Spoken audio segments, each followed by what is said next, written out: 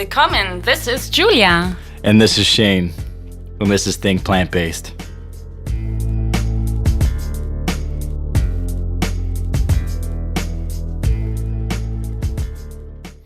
Think Plant-Based. Make sure to check out recipes, health tips, travel tips at www.thinkplantbased.com. And we're officially on iTunes, so please rate and write us a review on iTunes. Write us a review. Give us 2 stars, 3 stars, maybe 5 stars. Let us know. For sure, 5. Yeah, I mean, who would give us 2 stars anyways, right?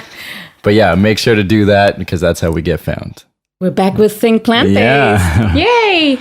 We got a special guest today, Monk Coleman. How's it going? Hello. Beautiful. Thanks for having me. Yeah, our pleasure. I appreciate you having me on this morning.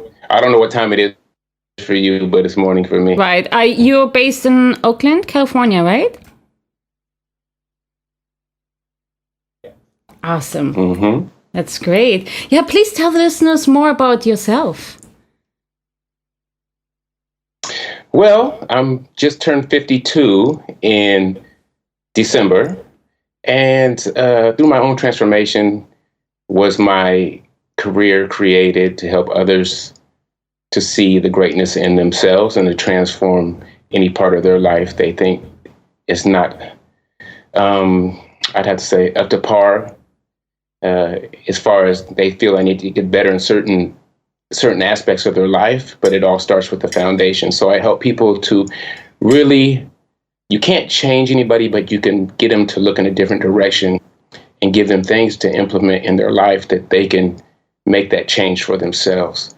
So that's what I do. I'm a transformational coach, plus, do the author thing. And I recently retired bodybuilder and just trying to fully be me, show up in this world how I'm supposed to show up 100% and help to create change on the planet. That's what I'm here for. I think that's what we're all here for, to really fully actualize and to bring our love and our light to create heaven on earth. That's great. Yeah. So what can you tell us more, like how you create change, like some points? So the best way, I think the only way we can create change is to create change within ourselves. Right? We have to be the change. We have to be that which we want to see. And there's nothing external that we can really do if we don't really connect to the love that we are on the inside. Then our actions are going to reflect that love. And then whatever we do, if your actions reflect that love, you're going to be creating change. So the only way to create change is to create change within yourself. And just doing that is creating change on the planet. Mm-hmm. Yeah. So what inspired you to go vegan, plant-based on your journey there? We always like to ask people how they get from A to B. Nothing. Nothing inspired. I'm so serious. I didn't even know what a vegan was when I stopped eating meat. Oh, wow. Right? Amazing. Yeah. So a few years prior to me starting my meditation practice, my spiritual practice, I was an alcoholic. And I was an alcoholic to the point where I was peeing blood. Oh, no. And I didn't know what to do. I've already sold the drugs. I've already did everything that I thought was going to bring me some type of peace or some type of fulfillment in my life. And I was very depressed, and I was very anxious, had a lot of anxiety. And alcohol was my best friend at the time because it would always bring me to a place of a false sense of present. Right. And there's only peace in presence. But when you do it with a drug, you got to pay for it on the back end. True. And I finally caught up to me where I was paying for it on the back end. And on top of that, when you do use a drug, you actually dumb yourself down, whether it's alcohol or any other type of drug, even food. Food is an abused drug. And then when you dumb yourself down, the decisions you make in your life are going to be low vibrational decisions, which is going to create what? Chaos in your life, right. Dysfunction in your life. Our life only depends on the decisions we make. We're talking right now because of the decisions we made prior to this in our lives. That's why we are where we are. So we can make better decisions ultimately we're going to have a better life. Totally. So, like I said, I didn't make the choice consciously to stop eating meat. Right. I started meditating because I didn't know what to do, and I started to make a connection to all life. Yeah. And when you start to make a connection to all life, the boxes that every life is put into, the racial boxes, the political boxes, the species boxes, they start to disappear. And you start to connect to everything, understanding that everything is from the same source. And if anything has the ability to suffer, I can't be responsible for that suffering. Right. But I didn't know this. This was not on a conscious level. So 3 years into my meditation, someone asked me if I was a vegetarian because I was eating a vegetarian omelet. And I said yes. I had no idea why I said yes, but I knew at that moment I would never eat meat again. And that was 9 years ago. And it really blew my mind because the only thing I've been doing different was my meditation practice. And from the moment I started my meditation practice, I remained sober. So I was going through this healing process, plus connecting to life, all life. Everything started to look different. The trees started to look, everything started to look different. So I had to look this up as far as the not eating meat thing. Why did I say this, and why is it so real to me? Like, I know I'm not going to do it anymore, but I didn't do one lick of research about this. I had no clue how to eat a vegetarian diet. Nothing. I was so ignorant to the whole thing. I didn't know what a vegan was at the time. And that's what it said. It said I was being connected to all life, and I didn't want to do any harm. See, everything happens in the subconscious first. So I was getting my program rewritten for me. It was being changed internally. And with that, it was bringing different conscious thoughts to my awareness. Like, maybe you shouldn't be doing this. Maybe you shouldn't be doing that. It started to change my decision making. Right. And I started to more align with who I was. So after that point, when I stopped eating meat, I was like, okay, let me see. I don't know how to eat. So I would just remove the meat from whatever I was doing. I didn't know anything about the nutrients I was supposed to replace it with or anything like that. I'm not going to eat this anymore. And then milk and eggs, I thought that it was a normal process, but then I came to find out it wasn't a normal process. And then I stopped eating that as well. And then I realized that I'm wearing animals' skin. Right. And I thought it was morbid. So I took all my shoes and I took all my anything that had to do with animals. I loaded them up in my trunk with some bananas and oranges, went down to the hood, popped my trunk and gave everything away. I just started to align more with who I really was. And that old story was being replaced by a new story. Right. So that's how I became vegan. That's how I knew that's the only reason why I knew anything about veganism at all. And the veganism to me, because there's a lot of judgment and a lot of other stuff I don't like in it, in the movement. Right. But to me, it's unconditional love. And what unconditional love means is you love people that don't agree with you. Mm-hmm. Yeah, that's a hard one sometimes. But yeah, you have to. Especially when you know the truth, right? Like you see so much suffering and then you're like, what? You don't see it? Or like some people even go back not being vegan anymore, right? They've been vegan for so many years. But you still, of course, want to love them unconditionally, but then you don't understand going backwards, right? But for your perspective, it might be backwards, but it's their journey, right? They have to find their path. Yeah, I mean, for me, meditation was connecting me to, and I know it's an open-ended word, but God, whatever that looks like for you. Right. The ultimate consciousness, the ultimate higher consciousness. And when you connect to that and you do it on a regular basis, your decision-making starts, you have an elevated decision-making process at this point. Like every decision you make is from it's on another level. So all these decisions are creating these better experiences for you, these external experiences. Your friends change, the things you do change, the opportunities change. People do this random coincidence. There are no coincidences, but you have those all the times. The synchronicities, everything starts to change, and you start to realize everything is on purpose.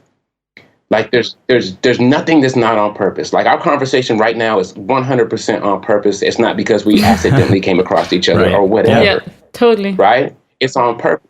And when meditation is the ultimate or some type of practice is the ultimate red pill. Once you swallow that red pill, reality changes. And this is how I know that someone that can hate me for the color of my skin is just misguided ignorance. They don't know who they are, so they don't know who I am, right? Beyond form, beyond belief systems, beyond all of these things is a connection to all of us and all beings, right? We are absolutely different from animals, the way we think and move, our conscious awareness, but they are conscious beings too. And they feel and love and all these emotions they experience as well, right? So I have to understand, and I know it's hard because I know the truth about these things now, about the animal suffering. I know they suffer, but we're so conditioned that we believe that one animal should suffer or not even think about it. And then the other animal, if you hurt it, you go to prison. This is how insane it is. Both those animals have the same capacity to suffer. They have the same capacity to love and to bond with a human being. So you have to understand that this is just a conditioning, just like you were conditioned and I was conditioned.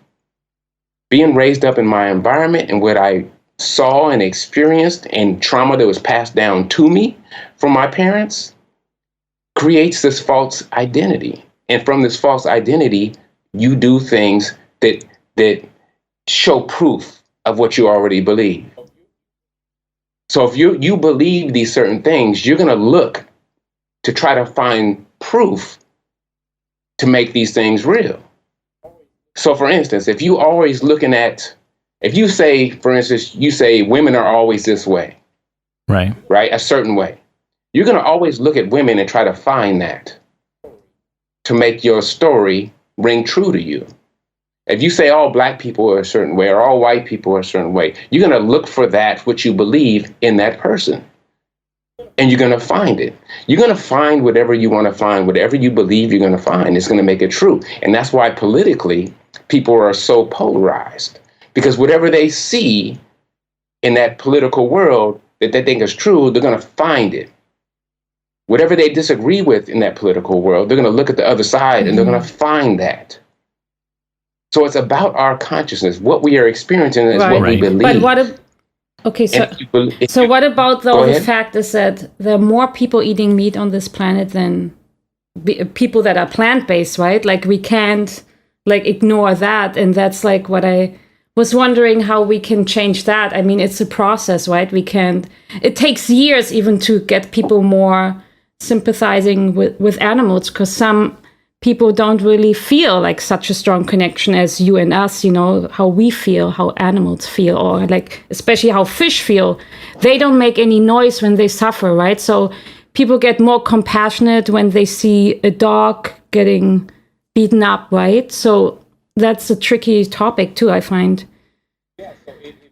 Yeah, so it really is about, you can never change somebody's beliefs about something. You have to be the example of what you want people. Like when people come to me and they talk to me, even when they make jokes about things that aren't funny, I can understand why they're, you know what I'm saying, right? I can understand why they're doing it.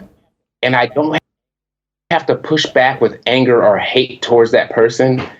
I can still be a loving being and then have a conversation with them where they were more likely to receive what I'm trying to tell them instead of matching their energy. You see what I'm saying? You can't drive out dark with dark. You can't do that. It's impossible. But it only takes a little flame to light up a whole room. You see, we got to be that flame. We got to be the example. We got to be the example of the vegan that we would love to meet when we weren't vegan. We got to be the person that goes, wow, I really like this guy or this woman or man's energy. And I don't know, maybe I should look more into this, because what he was saying or what she was saying makes a lot of sense. And there was no judgment behind this person. They were just giving facts, and they were giving facts from a loving place. So that's what I do. And I give that. I even got a vegan tattoo on me. And it's not because I'm just vegan cop. I'm not that. But it opens the door for conversation. in the conversation, and they say, well, you really love that diet. I'm like, no, it's not about a diet. And I'm not this gung-ho vegan trying to change everybody either. But I said, this is what it is. Veganism to me is unconditional love. It means love for all beings, including human beings, including you. It doesn't have to do with just animals to me. It's an understanding that we all suffer, that we all have these emotions, and I shouldn't be responsible for your suffering, and you shouldn't be responsible for mine. Right. That's what veganism is to me. And it doesn't change. It's not about no diet. It's not about even a lifestyle. It's about love. And that's essentially what we are. And when we connect to what we really are, which is love, then our actions are going to look like that. They're going to be like that. Even when people don't like you, it's not going to stop you. Every sage, every spiritual teacher, every beautiful human being understood this. They understood that you cannot match that energy to make that energy go away. True. Right. You have to have a different energy to transmute the energy that you don't want. How can you fix something with the same energy that you don't want? It makes no sense. So if you're going to be mad at me and I'm going to be mad at you, we're just both going to be mad. We're both going to get dirty. If you're going to hate me and I'm going to hate you, you cannot come out of this thing unscathed. You're going to take a hit. If I argue with my wife just so I can get, oh, you're right, after that's over with, we both still got dirty. The energy that was exchanged was in the negative energy, and it doesn't matter what happens at the end of that. Right. We both lose in that situation. So I hear you wrote a book. Right. You want to tell us what inspired you to write your book and what it's all about? I think so. Yeah, that's what I was told. A bunch of pictures holding your great book. Oh man.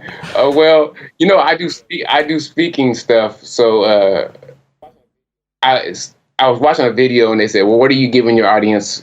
What is your audience getting from you when you speak? And I was like, my energy, my words, my story, all that, all that stuff that you let everybody have. But there was nothing tangible there. And usually when I speak, I don't have a script. I just talk. Just like I'm talking to you, I'll get up there and just start running my mouth just like love this. It. Improv. So I wrote 10 things down one time. And I was like, I'm going to kind of be a little structured this time, and I'm going to talk about these 10 things. Did I do it? No, I did not.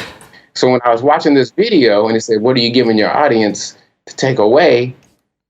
I was like, usually when you talk to somebody, they're very inspired, and then they go home and they're back to life as normal. And it's like we hear things, we receive things, but then we let them things go, and they don't last very long. Because in order to have a really change in your life, you have to really be consistent with trying to find who you are and trying the truth about you and making changes. You can't just listen to a seminar and then walk out and think everything's going to be good. There's work that takes place after that. So I said to myself, of course, not out loud, that I'm going to go back and find these 10 things that I wrote about, that I was going to speak about, because there are some beautiful things and I think very important things to talk about. And I'm going to break them down, and I'm going to make a book out of them. And then that's where it came from. I was just inspired right when that idea came. And, when you're inspired, that's in spirit. And I think that's from God within us. When we are lit up like that, when we are very excited or inspired about something, that's that God energy coming through us. And, when they say strike the iron what did they say? What's that saying? Oh, yeah. Yeah. Right. Never used it before myself. Yeah. Yeah. So when that inspiration hits you, don't ignore it. Yeah. You act on it. And that's what I did. And I just got down and I just started writing. I was like, this is going to be it. And, within a year and a half later, it was in print. That quick. So, yeah, so we're all divinely guided, exactly. but we got to listen. Yes. We got to listen. And the more we get into a position to receive and to listen, and I think this is why meditation was so powerful for me, it's because you're in a position to listen. It's not about you asking for anything. It's not about you, I need this, I need that. It's about, what do I need to do? This is the type of position for me meditation is, to get still and to listen to that small voice. And as you're doing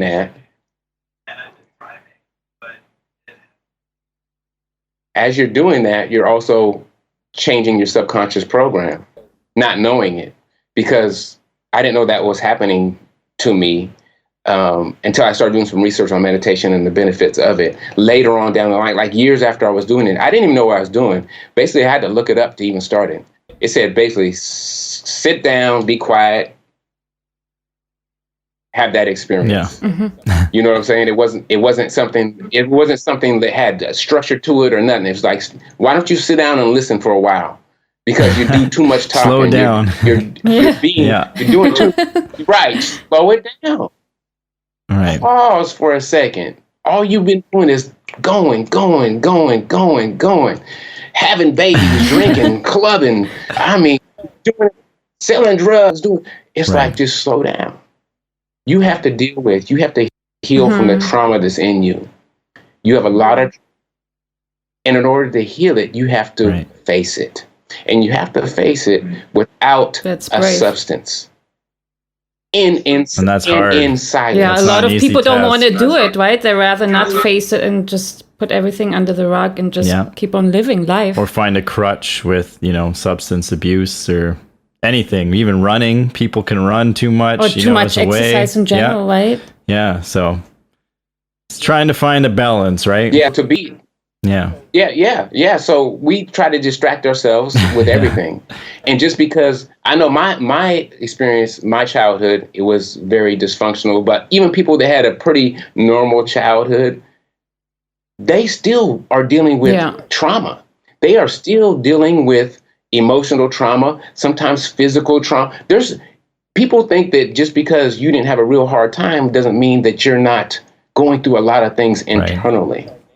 And we are creatures of nature that we like to suppress everything. We don't like to deal with it. If it's uncomfortable, we don't want to feel it, whatever that is. We just keep pushing it down. But I'm going to tell you right now, whatever is suppressed will be expressed later on down the line. It's not going anywhere. Right. So true. It's like putting everything under the rug, right? It's still there, but it's hidden for a bit. And it grows too. It's kind of like a disease too, right? Like a disease comes from sometimes suppressed emotions and so many other things too.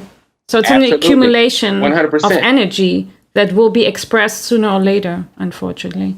Mm-hmm. Right? It'll be expressed through disease. It'll be expressed through outbursts. It'll be expressed through violence. It'll be expressed all different type of ways, and everybody is different. And if I look back at my experience with my relationships, it was always okay for a little while, and then boom, a blowout, and it's back to normal because you released that. All the stuff you were suppressing, all the stuff you didn't want to have a talk about, every single thing in that relationship, down there, it had to come up at one time. And I really believe now I have a different understanding when people physically abuse their partners. And I really believe they're sorry afterwards. I really do believe that. Because that outburst, that physical action was just suppressed emotion that came out, and they were really basically taken over by it. And I really feel sorry afterwards, but that doesn't fix the issue. They're just going to start doing it again. And that's when it's like a cycle over and over again. You're good for a little while, then boom. You're good for a little while, then boom. And they don't know how to stop it. But the key is to deal with things as they come and not to suppress them. And if we can do that, and that's what meditation does for me. Every day I deal with what's going on, and sometimes twice a day. So nothing is suppressed. So anytime something comes up, I see it, I deal with it, I watch it, I allow it to go. I finally started to learn to face whatever was going on internally. I had to. I was going to die.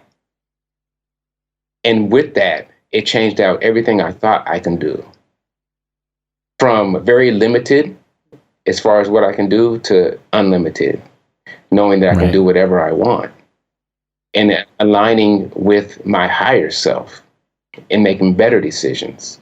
And one of those was, of course, not putting that energy, the meat energy, into my body, and having to understanding that we're all deserving of life and not to suffer, and to, love our families and things like that. But that was just one aspect of it. So I never want to be pigeonholed as the vegan bodybuilder guy. I'm not. They're out there, but I'm not that guy. I'm literally not that guy. I'm that let's find the God within ourselves guy, and that's gonna change our actions externally. That's gonna make us a more loving people. And if you're more loving people, then the things that you don't think about, suffering of others, will start to be relevant in your own life. Right? You can see it in everywhere. I used to look at homeless people or drug addicts on the street, even as an alcoholic, like, oh, well, look at the losers. Yeah. Right? How righteous of me with my own addiction problems to look at somebody else that's really burnt out on the street, talking to themselves or peeing on themselves, or like, look at them. Like, how can they let themselves get that way? When I could have looked at myself in the mirror and asked myself, well, how did I let myself get this way? And they just don't understand who they are. And they don't understand how to heal from the pain. And all addiction is a response to trauma. So this person out here probably had the most traumatic life you can imagine. And you would deal with it probably the same way if it was you. So I started to see myself in those people. Right. Those people were me. Right? They were me. I just had a little bit more as far as things I can do that weren't going to be, I can't say damaging because I was killing myself, but it didn't have me on the street or, in the exact same situation they were in. But then I realized that everybody's consciousness is interconnected. Like when you talk to somebody, you're actually exchanging information. Your consciousness, they're linking up. And I understand that even though I'm in all those people that are working or operating from a very low place, I'm also in those people that are operating from a very high place. Like the genius, we have stuff in common too, right? The genius in me is the genius in you. We're all connected somehow, right? And right. We all have access to the same information. So intelligence is nothing you can get from a book. Intelligence is how the book got created. We got to understand that there's a difference. There's academics and there's intelligence. Intelligence is creation. Academics is memorization. You're just looking. You're just remembering these things. You didn't create it. You might not even have a very good understanding about it. You just know how to put it back on paper and get a good grade. It happens quite a lot to a lot of people, and they come out in the real world, and it's just like a totally different world that they've been living in, right? Yeah, right. You know why? Because you have to think and outside the box as well. And you have to, you have to be intelligent to survive, and because you have to use your own power. It's not there for you to record and then spit back out, right? So intelligence. That when they equate that to books, it kind of bothers me because it has nothing to do with books. So if you take a really book smart person and you throw them in a situation that they're not used to, they're going to fail. They just don't have the tools, right? Right? They don't have that intelligence. They don't have that intelligence. They're not making that connection. They know how to remember things. And I'm not saying having a good memory is a bad thing. I'm not saying that. But don't say you're smart because you can remember things. You have photographic memory. You said that. It's about I have a half photographic memory. Okay, then you're half intelligent and half academic. Then I have a half photographic memory. Right. So I'm saying when you put those two things together, when you can understand that those aren't the same things, now you're really moving with power, because intelligence is creation. And then if you have a good memory, you can remember what you created. Yeah. You know what I'm saying? You can move forward. But everybody has the same access to intelligence. And that's why sometimes, and I know it's happened with you too, you may have a conversation with somebody and go, where did that come from? Yeah. Lots of times. Like, where did that come from? Did I just say that? Like, did I just say that? I don't even talk like that. How did I just say that? Well, Right. something came to you from an intelligent place, from a higher place. Believe me, the way I walk, talk, move, everything Right. has changed since I started on this 10, 11-year thing that I got going on right now. To like born again type thing. Like alcohol is not even a thing to me. Like if someone said, you can drink as much as you want and it won't affect your physical body at all, I'm like, Right. I don't want that. I don't want it. I don't need it. So before we started, you was asking about my name. Yeah. All I'm right. gonna get to Yes. that. Explain to us the name. Okay, first of all, we're all conditioned beings, right? So when you were born, even before you were born, the conditioning started. We all know now scientifically that if something happens to your mom when she's pregnant, something very stressful, traumatic, it affects you. It affects your whole being. So after you're born, and generations back, trauma can be passed down. That's also been proven. So when you're born, come into this physical realm, you are perfect, Right. right? You don't have any judgments. You don't have any beliefs. You're just this perfect conscious being. You don't even know where you're at. You don't know what's going on. You're just looking around. Everything is brand new to you. There's no names to connect anything to. There's no systems that you know of. And then when you start to get to a point where you start to understand words and start to have a little bit of understanding of how things work on Earth, that's when the programming starts. And your parents have a lot to do with it, right? Your parents, how they believe, how they talk, what they believe about certain things. Your beliefs start form, and with your name, you don't know that that's your name. They just keep calling you this sound, trying to get your attention. And finally, you put it together. When they say this sound, that means they want me. Now you're starting to make the connection that this sound eventually means me. So it's not really you. It's just something that your parents gave you to call you and make you do things, right? So as you start to get older and you start to learn about politics, you're going to start looking at your parents and how they move politically. And most likely you're going to be the political party of your parents and your environment, whether you were born into a red state or a blue state or conservative or liberal, you're going to start to take those beliefs on. If you're born in a religious household, you're going to be taking on the religion of your parents who took it on from their parents and so on and so on and so on.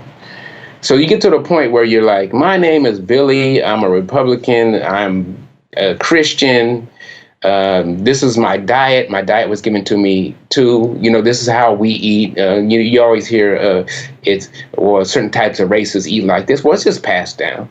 So you think you are this whole thing when actually none of it's you. Your name's not you. You took that on. Someone gave that to you. Your religion's not you. Someone gave that to you. Your diet's not you. Someone gave that to you. Your political party is not you.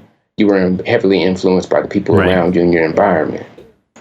So then you defend your whole life on things that aren't you, right? If I'm a diehard Republican, I won't even have a conversation with a diehard Democrat, not even knowing this person or their character. This is creating the boxes which we live in. So when you get to a certain place, and especially if you're born in a dysfunctional household, the programs that you agreed to, that you said, this is me, they're very limited. What you can do with your life, what you're capable of, right? You watched poverty growing up. You didn't have a father growing up. You saw different ways to deal with trauma growing up. And this is what you thought it was. This was your belief system. So this is how I do it. So when hard times come, this is what I do. This is how I'm supposed to live. You truly believe that. You don't know, even though there's other options. So you start living your life through all these programs that were given to you. And you identify with them so much, you also identify with the limits that come with them.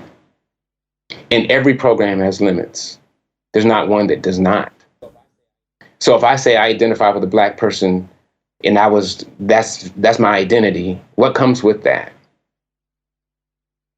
If I identify really strongly with one religion, what comes with that? Right.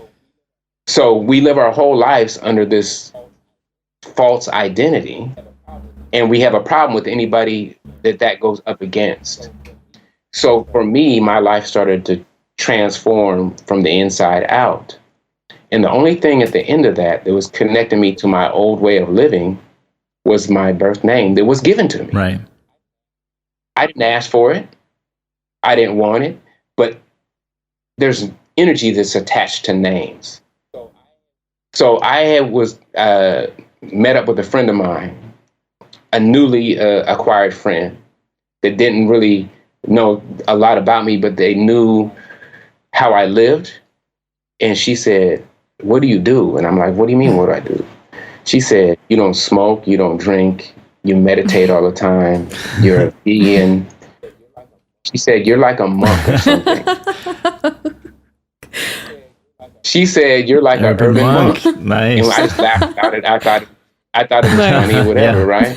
But then when I left, I'm like, that's how much my life changed. She didn't know me as a drug dealer. She didn't know me as alcoholic. She didn't know me as an abusive person. She didn't know any of this stuff. She just thought that I reminded her of a monk. And that's when you know that something really has changed within you. I never even gave it a second thought. But going from that point in my life to this point in my life. So what I did was I changed one of my social medias to Urban Monk. It's a great name. It's a great t-shirt too. Yeah. Urban Monk. Right? And then people just started calling me Monk. And then for what I do, like if you were to Google Monk Coleman, you would find a bunch of stuff, right? But if you was to Google my birth name, you'd have to go way down the line to find me.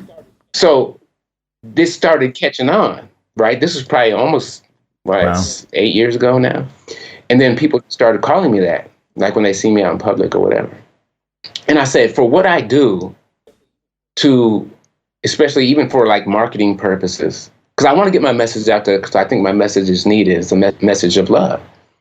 If I just stay with this name, there won't be any mistake about who I am, right? If someone says, "Oh, Monk is going to come speak," they're going to know who that is. There's not going to be a question about it, right? But if they were to say my birth name, the next question would be, who? The last name. So for me to get myself out there as well, that's not the reason why I did it. I did it because that energy that was connected to the first name, I didn't want that anymore. I didn't want anything that happened that was associated with my old life to be present in my new life.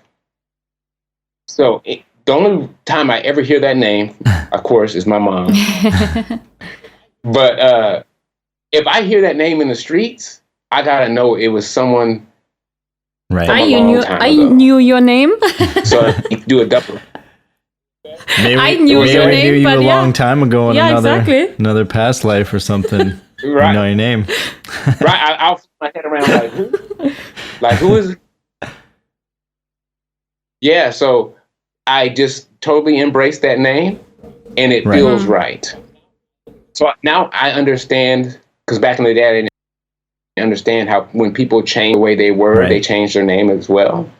Like Muhammad Ali, like Kareem Abdul-Jabbar, like these different people that changed their name, and I didn't really understand it because they were not that old person anymore. That name didn't resonate with them anymore. They weren't aligned with that name anymore. And when people say, "Oh, I'm just going to tell you what your mom named you," it's like, why do we have to accept anything that anybody else gave us? Right. We don't have to accept it, no matter what. They gave it to us. It should be our choice whether we want it or not. I didn't choose that. And even if you were abused growing up or you had a really hard time growing up, it's not your fault.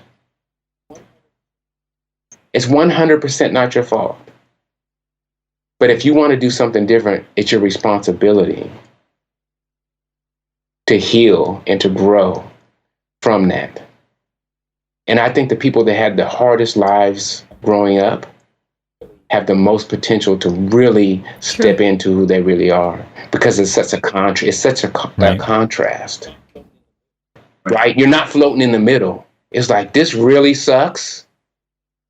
And then you go to like, this is really amazing. So you're not just floating in the middle, just like, what is this all about?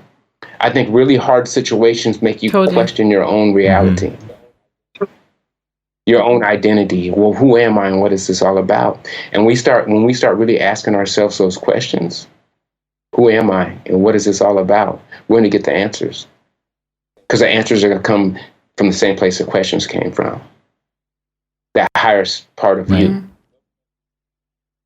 No questions. Every question that is asked is because there's already an answer to it. If there wasn't, there wouldn't be a question. Exactly. So it's basically asking you that question, and you have the answer already. Who am I and what is this all about? And every day I sit down and I surrender to that part of myself to guide me and help me to move through this day, so I can show up the best I can, so I can be that who I am fully, instead of dipping back into some type of low vibrational place. I want to stay uplifted so I can bring that out to the world, so I can share that with other people that may be going through a hard time right now, to bring that energy to them, that maybe I can make a difference just by being me, even if no words are exchanged. Everything is energy. What kind of energy, for one, are we going to bring to the world? What kind of energy are we going to allow to go into our bodies? What kind of energy are we going to express?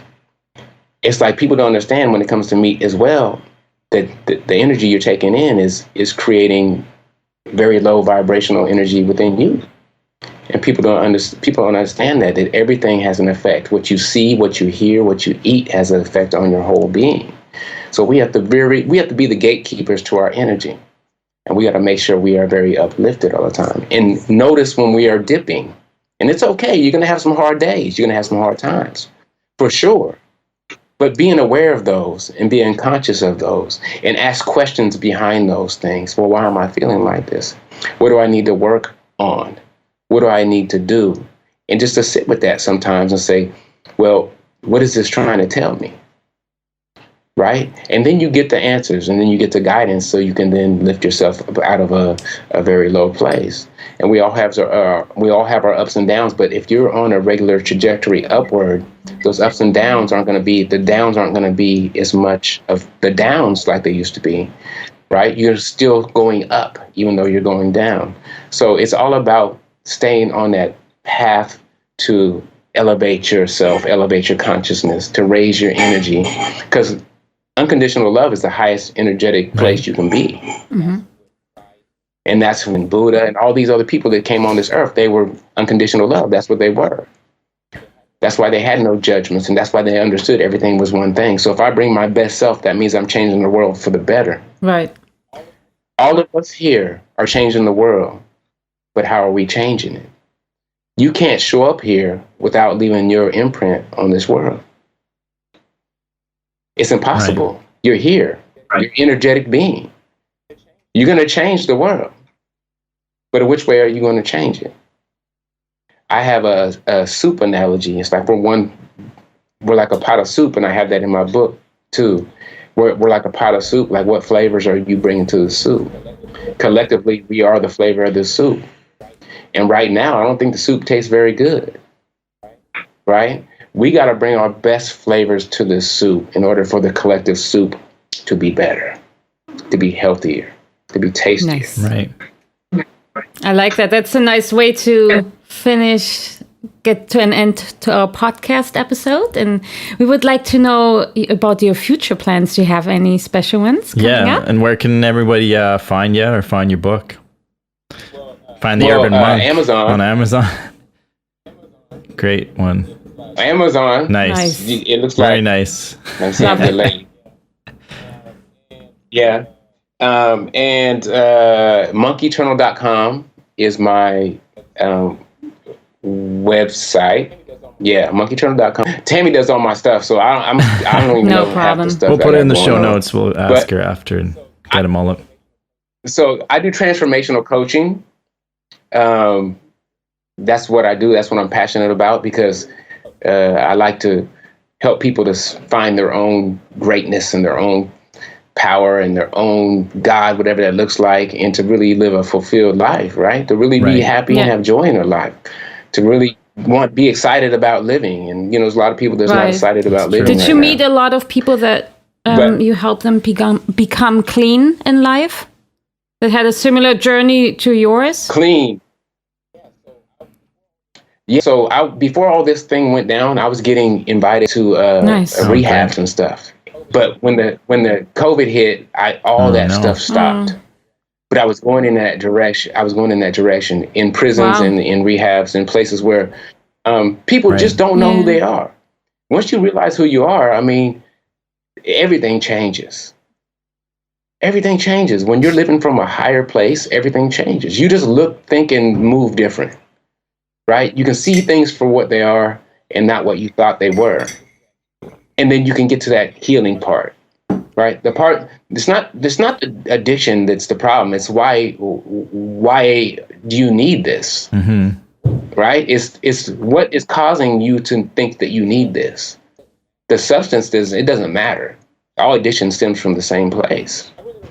So I really don't know what I'm doing in the future, because I'm a kind of go with the flow type of guy. So when opportunities come, I'm ready. I'm started on another book, but I've been kind of slow about writing it because it's on the computer, and I like paper and pencil. So I got to start getting back to really writing. But when things start to open up again, I got some speaking stuff coming up, and I just want to be out here and be the voice of love, because we need it. Totally. We need it. And unity. We need it. This is what we need. Once we realize this, then the systems that are put in place right now to keep us separate will fall. They will crumble. Everything that they're doing right now to keep us in these little boxes, it's working for them.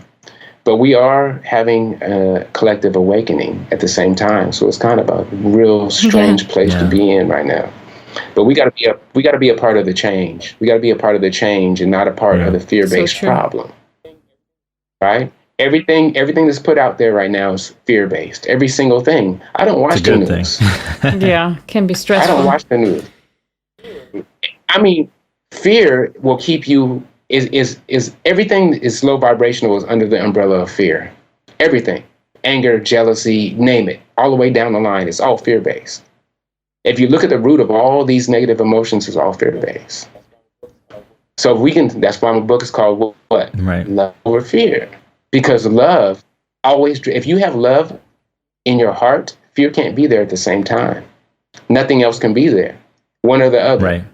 It's almost like you need to almost feel fear so that you know what love is. Would that be a good analogy to put? Because it's almost like that yin and yang in the evil and good. Well, you can't have one without the other, right? Right. I think we have all these, we have to have these lower experiences to know what we aren't. Yeah. right? There won't be exactly. anything to compare you need that to. comparison. Otherwise, you don't know the difference. Exactly. We just we gotta be tired. We just gotta be. I was sick and tired of being sick and tired. You gotta be tired of living in that lower place that I like to call the basement. I put my we lived in the basement. Yeah, we did. Right. Literally lived in a basement. But yeah, in the basement, it's all vibration. Before we get off here, let me tell you this on the way out. It's all vibration. So all your experiences are equaling your vibration. So if you have great people in your life, if you have these wonderful experiences, not saying you're not going to have challenging times, but if you have wonderful experiences, that's because you're attracting that. If you're in the basement, if you're a very low vibrational person, your friends are going to be that same way. Your experiences are going to be the same way. When I lived there, my friends couldn't trust most of them, right? Who can't trust your own friends, right? Couldn't trust most of them. All of us had some type of addiction issue. All of us had dysfunctional relationships. All of us were selling drugs or doing something illegal. These were the people that were coming into my life. It's not because I chose them, but I did choose them. Yeah. From your energy. Yeah. From my energy. Right? Now the people in my life is so crazy that the two people that I consider really good friends, I'm kind of a loner, but the two people I really consider good, back in the day, I needed to be around everybody. I was the life of the party. And I had no peace in my life at that time. Now I'm more or less by myself and I have all the peace in the world. So the two people I hang out with now, vegans, didn't ask for that. Well, you find your tribe, right? So wherever you're at, attract your tribe. You attract your tribe. Neither one of them drink. Neither one of them drink. Didn't ask for that. And both of them are trying to help make the world a better place. Wow. Didn't ask for that. It's just matching my energy. That's it. If you look at your friends, they're going to match your energy. I don't know who said it, but someone said, if you look at 5 of your friends and you're an average of all those 5. Mm-hmm. Right? So you are your friends. That's your energy. So if you look at your friends and you don't think they're very good people, guess what? They're probably not good people. You're not a good person. Oh, you're not a good person. Look at yourself in the mirror. Yeah. Right? If you look at your friends and say, oh man, they're terrible, and you look at yourself. Right. Because you are your friends. That's your energy right there. And I don't care where you go. And I know this is your experience as well. You've probably been somewhere where you didn't know anybody and you met somebody who was just like you. Yep. Mm-hmm. I guarantee it. You went and met somebody just like you. Same kind of interests, everything. It's because you were drawn to each other. That's just how it works. Anyways, if you want a better life, definitely be a better life. It was great talking to you, Monk. Yeah, so great to meet you. And thanks for your time. Yeah, thank you for your time. Very inspirational and motivative. Yeah. Get people to rethink things in their life, especially during maybe this time. It's a good time to reflect, right? Totally. And to reset your life. And it's never too late to start a better life, to start living. Live it for you and not how you want others to see you, because I feel social media treats you that you're not yourself, I find most of the time, like you want to be seen how you want to be seen in a way, although it's maybe not you. Right. But it's always so important to be yourself, no matter what other people are thinking, as long as it's not hurting anyone, right? Yeah, social media is a tricky one, man. It's neutral. It's neutral. You got to know how to use. It's like any other tool. You got to know how to use it. You can't let it. You can't let it use you. And I think these kids are getting you. And in the way they think about themselves is they have such low self-esteem because they're looking at all these fake things and thinking they're real and comparing themselves to them. And that's all I'm gonna say about that part. Right. Sounds great. All right. Well, take care, Monk. It was great talking to you. I'm sure we'll hopefully maybe meet again some maybe we'll cross paths. Yeah, in person somehow. In California, Vancouver, who knows, right? Yeah, maybe you have a talk up here. Are you on the west side of Canada? Sorry, Yeah, yes, we're on the Vancouver, West Coast. Canada, West Coast. Yeah. Yeah. See, I don't know anything about Canada. I just know y'all talk funny and it's cold. They talk funny? I don't even notice the difference between American talk and Yeah, you guys have a similar accent. The West dialect, Coast has a though. very similar. Yeah, the East Coast can be a different. bit different. Yeah. See, I wouldn't even know you were I wouldn't even know you were from Canada because you don't really sound like Canadians. But That's what I Right. thought, right? For you. on the border of America, of USA and Canada, you guys talk alike. So up in Yes. like Wisconsin and up there, it's a We would talk similar to Seattle, like that Pacific accent. Northwest, Portland, Seattle, for sure. Well, we're close by, right? We're close to the US border, like only 45 minutes, right? By car. Yeah. So we're very close. Yeah. Yeah, thanks All so right, well, much. thank you so All right, much. Monk. Take care, Much eh? Have a Yeah. great day, rest of your day. Take care. All the best. Ciao. Ciao.